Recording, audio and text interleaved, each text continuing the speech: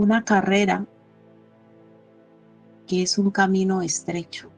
Nos da unas características específicas de qué es la vida cristiana y por sus descripciones nos dice en resumidas cuentas que no es fácil, porque en este camino van a haber obstáculos, van a haber dificultades, que tenemos un adversario que constantemente está buscando cómo sacarnos del camino, o sea, nos revela muchas verdades. Y al Señor Jesús, como lo hemos estudiado varias veces, le seguían grandes multitudes, dice la palabra. De esas multitudes Él escogió a sus discípulos. Primero escogió a 12 y a esos 12 los llamó apóstoles, que son los que nosotros conocemos. Algunos de ellos son autores de libros del Nuevo Testamento.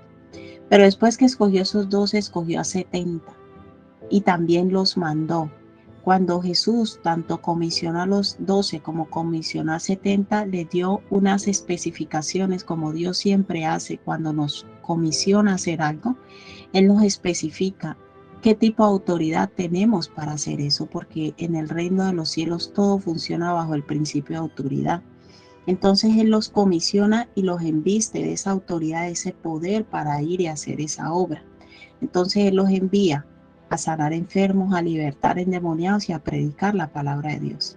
Y vamos a leerlo a través de la palabra, cómo ellos van gozosos. No lo vamos a leer todo para que nos dé tiempo para hacer todo lo que Dios quiera hacer hoy.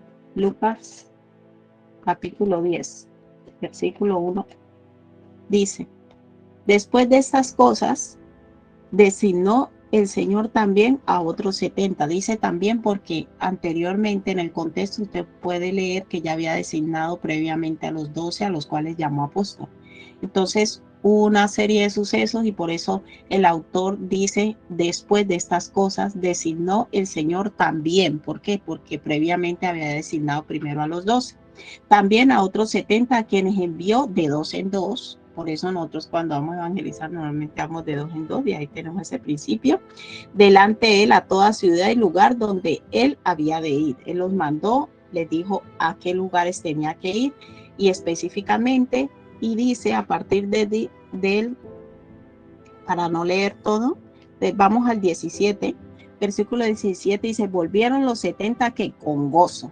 O sea, el Señor los mandó a sanar enfermos, a libertar endemoniados, a predicar. ¿Y cómo les fue? El versículo 17 nos lo explica. Así de la palabra del Señor va explicando todo cuando uno la lee en orden. Por eso no es bueno leerla en desorden, porque luego nos inventamos la interpretación, y la palabra de Dios va en orden. Si yo la leo en orden, la voy a poder entender mejor. Versículo 17, entonces dice: volvieron los 70 con gozo diciendo: Señor, aún los demonios se nos sujetan en tu nombre. ¡Wow!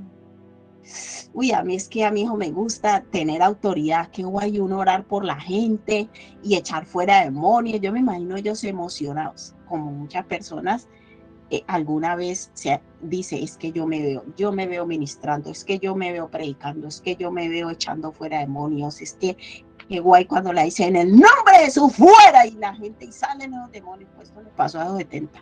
Ellos emocionaron y vinieron los 70 con gozo diciendo: Señor, aún los demonios se nos sujetan en tu nombre. O sea, no por ellos, fueron específicos. ¿Por qué se sujetaron?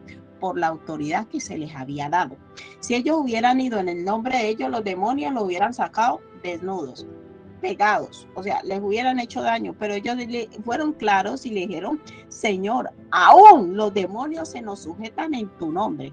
Y mira, es tremendo, que no es el tema, pero ahí hay un misterio fuerte, porque Jesús ni siquiera había muerto, no había sido crucificado, no había resucitado y ya los demonios se sujetaban a él. Pero dejémoslo allí para otro día. Versículo 18, y les dijo: yo veía a Satanás caer del cielo como un rayo, y he aquí os doy potestad de hollar serpientes y escorpiones y sobre toda fuerza del enemigo, y nada os dañará. El Señor antes le confirmó y les, en pocas palabras, que ahí es lo que les digo, está el misterio, en esas palabras el Señor Jesús les está diciendo: no, tranquilo, que es que Él ya me conocía desde antes. Pero eso habla de la preexistencia de Cristo, no vamos a entrar en ese tema, pero Jesús con esas palabras les está ratificando diciendo: sí, o sea, yo sé que por qué los envié. Y en él dice, he aquí os doy potestad de hollar serpientes, escorpiones, sobre toda fuerza del enemigo y nada os dañará. O sea, ustedes no se preocupen por el enemigo. O sea, los hijos de Dios, hay personas que yo le tengo miedo al enemigo, que no menciones el nombre. No, nosotros no tenemos por qué tenerle miedo al enemigo. Un hijo de Dios no tiene por qué tenerle miedo al enemigo si usted está unido a Cristo. Porque dice, y sobre toda fuerza del enemigo, sean principados, sean potestades, sean gobernadores, sea la jerarquía que sea, y nada os dañará. El enemigo, siempre y cuando nosotros estemos en sujeción a Cristo, él no puede dañarnos. Y lo que el enemigo haga sobre nuestras vidas, literalmente hace parte del propósito de Dios, y Dios se lo permite con un propósito, pero nunca de destrucción. Pero lo importante del mensaje de hoy está en el versículo 20. Por eso les dije, ahí hay un misterio, una enseñanza grande, pero hoy no nos vamos a centrar en eso. En el versículo 20 dice, pero no os regocijéis de que los espíritus se os sujetan. O sea, usted no diga, wow. O sea, usted no, la mayor alegría no es que cuando usted ore salgan los demonios. La mayor alegría no es que cuando usted imponga mano la gente se sane. La mayor alegría nuestra no debe ser que, di un mensaje y el hermanito viene, hermano, el Señor me habló de esa palabra y usted le pone el pecho así, o que usted dé un consejo y la gente la reciba. El Señor Jesús dijo, no, esa no es la mayor alegría. Dice, sino regocijaos de que vuestros nombres están escritos en los cielos. Mira lo que el Señor les dijo. Pero no os regocijéis de que los espíritus se os sujeten, sino regocijaos que vuestros nombres están escritos en los cielos. Hermanos, llevamos casi 3 semanas estudiando algunos puntos de lo malo que es llevar un evangelio con dimensión temporal y no con dimensión eterna. ¿Cuántas iglesias, cuántos creyentes, cuántos hijos de Dios, a un siervo de Dios, pastores, como usted quiera llamar la sierva de Dios? Cuando nosotros llevamos un evangelio de dimensión temporal, nos quedamos allí, regocijándonos en lo que pasa aquí en la tierra. Hermanos, la lucha espiritual es algo temporal. ¿Usted sabía eso? Hay gente que se mofa, que porque sabe la lista de demonios, que porque sabe muchas cosas, que porque Dios le sueña, que eso es temporal. Jesús, en pocas palabras, en el versículo 20 estaba diciendo eso.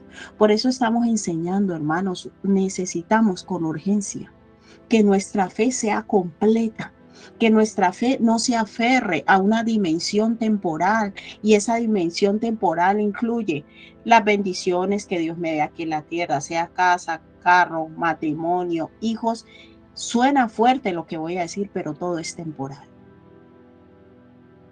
Que el Señor me llevó a ser pastor de multitudes, un evangelista de multitudes. Es temporal. Vean lo que Jesús dijo, sino regocijaos que vuestros nombres están escritos en los cielos. ¿De qué me está hablando Jesús? ¿De qué Jesús le estaba hablando a esos 70? De la dimensión eterna. ¿Qué nos quiere decir y qué les quiso decir el Señor a esos 70 con ese mensaje? Hermanos, que no importa lo que nosotros hagamos aquí en la tierra, si eso que yo hago aquí en la tierra no me va a llevar al reino de los cielos. ¿Estamos entendiendo, iglesia? Y allí nosotros estamos ahora trabajando, gloria a Dios por esos reconciliadores, gloria a Dios por los que quieren servir al Señor, gloria a Dios por los que tienen pasión por el Señor. Pero hermanos, el que piense estar firme, mire que no caiga. Yo todo lo que hago aquí en la tierra debe llevar un entendimiento de que eso que estoy haciendo aquí en la tierra es para hacer tesoros en los cielos. Porque si no, yo me voy a llenar de vanidad, de orgullo.